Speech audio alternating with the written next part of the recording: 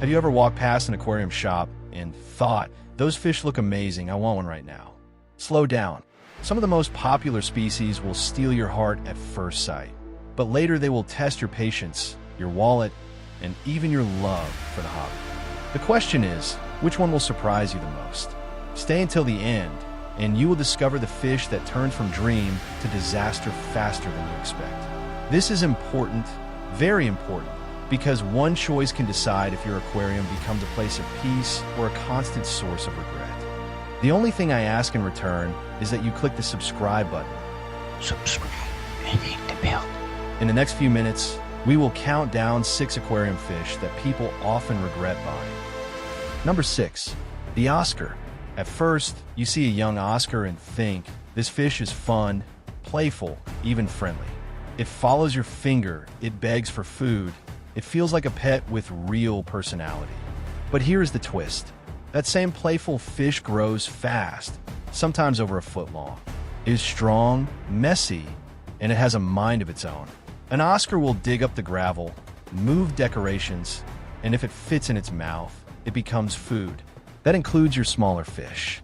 Pause for a moment and imagine this. You wanted a colorful, peaceful community. Instead, your tank becomes ruled by one bossy fish. Exciting, yes, but also stressful. If you're ready to commit to a large tank, at least 75 gallons and 100-gallon tank recommended, especially for a single adult Oscar. With strong filtration and no delicate tank mates, the Oscar can reward you. It will greet you, interact with you, and feel almost like a wet puppy. If you cannot handle its growth and attitude, disappointment will come quickly. The decision is in your hands. Number 5, the Goldfish. So simple, so classic, almost everyone has seen one in a bowl. It feels like the easiest way to begin. A tiny fish in a tiny space. What could go wrong? But here is the truth. Goldfish are not small. They grow and grow and keep growing, sometimes reaching the length of your hand. They live for more than a decade, and during that time, they produce more waste than most beginners can imagine. You wanted a little decoration for your desk. Instead, you now have a fish that needs a tank of 20 gallons or more by itself. And not just space. Strong filtration, frequent water changes, careful feeding. If you keep it in a bowl, water turns toxic fast and the fish suffers. The poll is just as clear. If you give a goldfish what it truly needs, it becomes a hardy, long-lived companion, full of charm. So ask yourself, do you want a temporary ornament, or are you ready for a 10-year commitment? The answer decides if the goldfish brings joy or regret. Number 4, the flowerhorn. One of the most striking fish you will ever see. Bright colors, a bold shape, and that famous hump on its head. At first sight, you might think this is the perfect centerpiece. But then the reality sets in. This fish is not peaceful. It is aggressive, territorial, and determined to control the tank. Place it with others and you risk torn fins, constant fights, even death. Decorations are not safe either. A flowerhorn will dig, push, and destroy whatever you carefully arranged. If your dream is a calm community, this fish will shatter it. If you give the flowerhorn its own large, filtered tank, it becomes a star. It interacts with you, follows your hand, and demands your attention like no other fish. So here is the decision. Do you want harmony among many species, or do you want one big personality that takes over the stage? The flowerhorn gives you no middle ground. Alone, it can be amazing. In a community, it becomes chaos. Number 3, the Pangasius, also called the iridescent shark.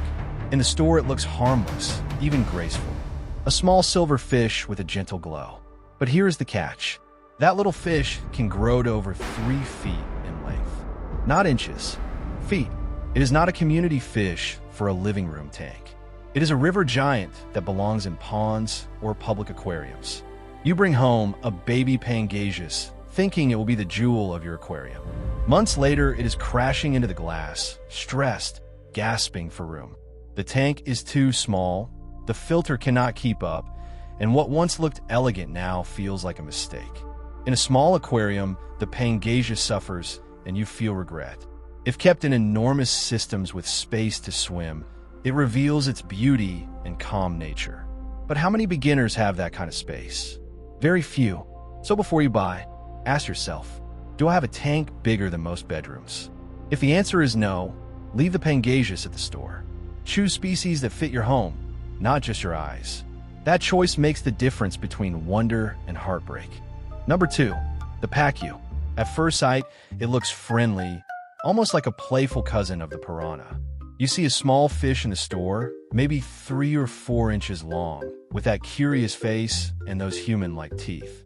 It feels unique, almost funny. But here is where the trouble begins. Pacu are not small. They keep growing, sometimes over 2 feet in length, and their appetite is enormous. You thought you were buying a cute fish for your living room tank. Months later, the Pacu is crashing into decorations, snapping plants in half, and producing so much waste that your filter cannot keep up. What once looked charming now feels overwhelming.